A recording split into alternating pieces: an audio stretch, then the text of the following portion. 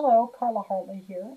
Today I am going to be beginning a discussion of the various items that we must consider when dealing with military service members and their parentage actions. In other words, their actions in which they are not married but have created a child with another person here in California, and divorce actions.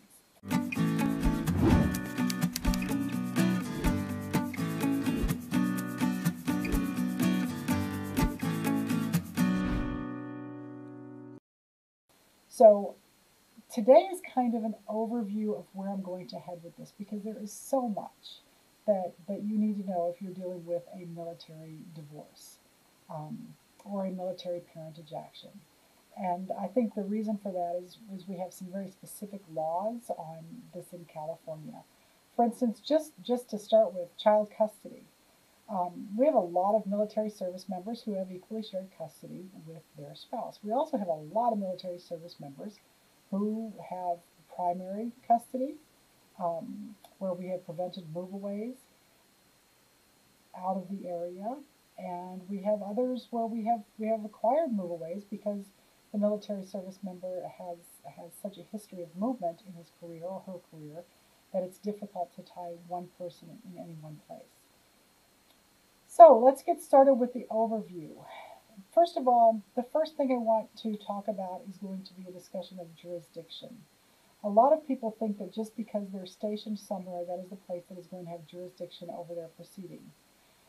That is not necessarily the case. And we also have a problem that we see increasingly with you go and you're stationed in a new place and suddenly your ex is hauling you back into court here in California, or hauling you into court for the first time here in California and asserting jurisdiction over you. You need to talk to someone who has some kind of knowledge about jurisdictional aspects of these cases before you consent or submit to jurisdiction. That can be handled for the most part in a consultation call if you're talking to a knowledgeable attorney. I would suggest to you that you might want to look at Mr. Wojciech's series on jurisdiction. He has also done a video series of his own. He is a member of our staff. He's an associate attorney here at Hartley Lamas, and he is quite knowledgeable on the different jurisdictional aspects, particularly with regard to the military. We have an increasingly smaller world. I think what COVID did for us is just to accelerate what was already happening. We have already got the ability to appear remote, and now that's been accelerated. We have a smaller and smaller and smaller world. It's easier for people to travel to where they want to be in order to conduct a divorce or parentage proceeding. So definitely be talking to an attorney about that because California is an advantageous state for the supported party, not necessarily for the supporting party. All right, the other items that I want to discuss that will definitely impact the military service member are child custody. So yes, you're going to want to get your child custody orders before you deploy if you are stationed in California.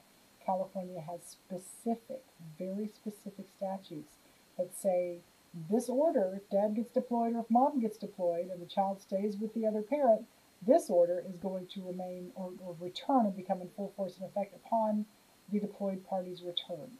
So you want to, unless there are really extenuating circumstances, so you want to get orders before, if you think you're pretty much definitely separated, you want to get those custody orders before you decide to go on your deployment. I know it can be a big rush, can be a big hassle, but it generally tends to pay off by ensuring your access to the child without a big fight when you come back.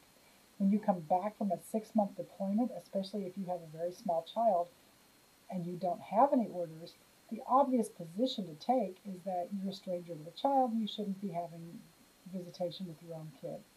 This is a unique problem faced by service members, and I think we need to advise people of this problem. The other stuff is going to be spousal support, child support, how we read the LES, what gets included in child support and spousal support and what doesn't. We want to discuss the benefits There are a variety of benefits for military service members that have their own rules. All right. Um, the pensions are fairly easy to handle, but we've got the SGLI, the Service Members Group Life Insurance policies. They have their own rules. Um, and we also need to be able to discuss your educational benefits. Who gets those? Are they transferable? So much, and there's so much that I can't. The health benefit. Sometimes, if the marriage is long enough, the dependent spouse will have his or her own right to continuing health insurance, and so we don't have to divvy yours up or um, include in their side of the support calculus that they are paying for support or what they're going to pay for not paying support, what they're going to be paying for health insurance because they're entitled to have free health insurance or discounted health insurance. So all of this stuff, and there's more, but this is the overview of all of the issues that we see facing military people. And the last one I'm going to discuss with you is going to be the issue of domestic violence. A lot of bases, a lot of commands will tend to issue their own orders for protection of the service member or for protection of the dependent spouse. And we want to make sure that you understand the difference between a command order and a civil order obtained in the courts here, the benefits that they can give you and the problems that they can pose you. I am sure as we go through this series, I will think of a few other things. If you think of anything that you would in particular like us to address as part of this series, please, please send us an instant message and I will see what we can do to incorporate an answer to that in in one of these videos. I cannot communicate with you directly because you're not a client of mine. But if you have a general question, don't ask me, hey, this is what's happening in my life and this is what I need to know. Put it in a hypothetical if you want to know something. Or better yet, just say, hey, I'm interested in this broad topic. Can you discuss what happens in this type of issue? All right. I'm looking forward to doing this series. I myself was a United States Marine for several years, and I re-enlisted. I was called back up for Desert Storm. I enjoy representing service people, and I know that my partner enjoys representing both service people and oh, of course we enjoyed the dependent spouses. So we like these people. Let me see what I can do to help you. Let us see what we can do to help you.